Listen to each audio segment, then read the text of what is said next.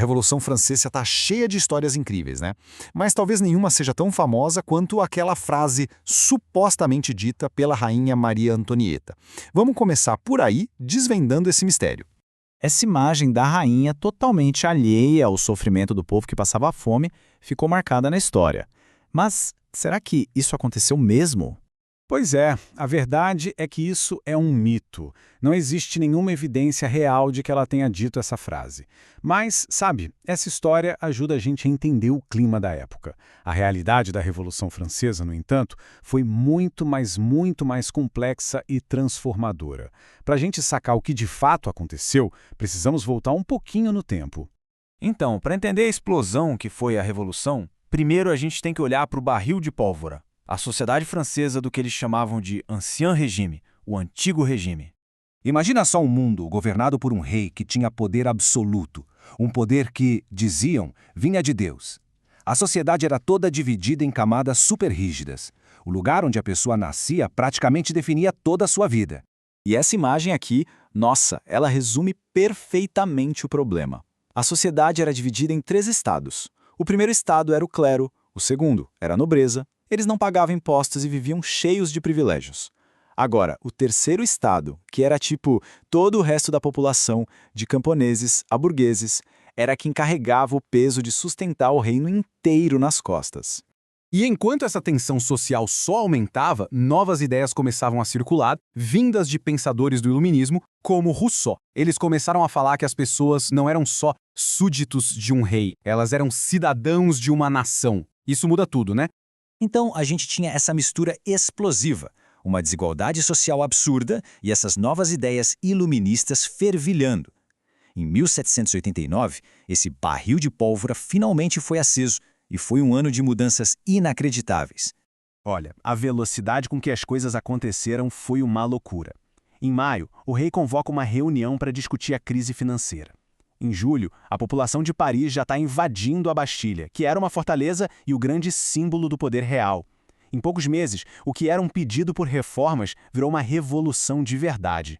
E o resultado de toda essa agitação inicial foi este documento aqui, um marco, a Declaração dos Direitos do Homem e do Cidadão. Pela primeira vez, princípios como liberdade, igualdade e a ideia de que o poder vem do povo foram colocados no papel. E isso não inspirou só a França, mas o mundo todo. Só que criar um mundo novo do zero não foi nada fácil nem pacífico. A Revolução entrou numa fase de crise total, com inimigos por todos os lados, tanto fora quanto dentro da França. Pensa na situação. As outras monarquias da Europa, com medo, invadiram o país. Ao mesmo tempo, dentro da França, explodiam revoltas contra a Revolução. Para sobreviver, o novo governo teve que tomar medidas cada vez mais radicais. E aí veio a ruptura final, o ponto sem volta. A execução do rei Luís XVI na guilhotina. A monarquia foi oficialmente abolida e a Primeira República Francesa foi proclamada. Dali para frente, não tinha mais como voltar atrás.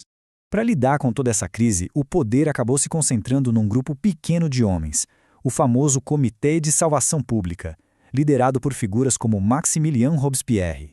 E esse comitê estava sob uma pressão gigantesca, principalmente dos trabalhadores de Paris, os famosos sans-culottes.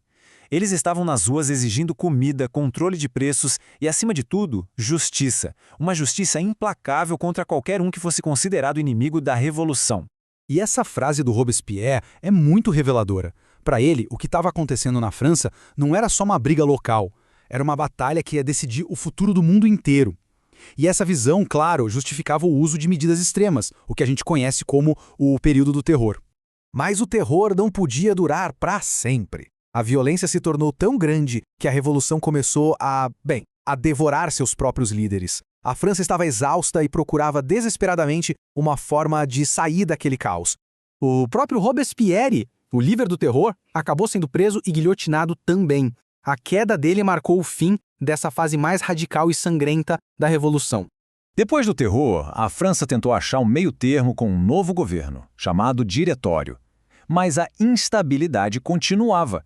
O país estava rachado entre gente que queria a volta do rei e gente que ainda queria radicalizar mais. Ninguém se entendia. E essa bagunça toda só terminou de um jeito, com um golpe. Um general jovem, brilhante e super ambicioso, chamado Napoleão Bonaparte, tomou o poder. Ele pôs um fim à Revolução, mas ao mesmo tempo consolidou muitas das mudanças que ela trouxe. Tá. Mas por que essa década de caos lá na França, mais de 200 anos atrás, ainda importa tanto para a gente hoje? Vamos dar uma olhada no legado gigantesco que ela deixou. A Revolução Francesa basicamente demoliu o antigo regime, e no lugar, ela plantou as sementes do mundo em que a gente vive hoje. A ideia de que o governo precisa de uma constituição, de que as leis devem ser iguais para todos, e o próprio conceito de nação e Estado. Tudo isso nasceu ali. No final das contas, a Revolução Francesa não foi só um evento da história da França. Ela foi um terremoto que sacudiu o mundo todo. Deixou um legado de ideais de liberdade e igualdade, mas também um alerta sobre os perigos do extremismo. E ela continua ecoando até hoje.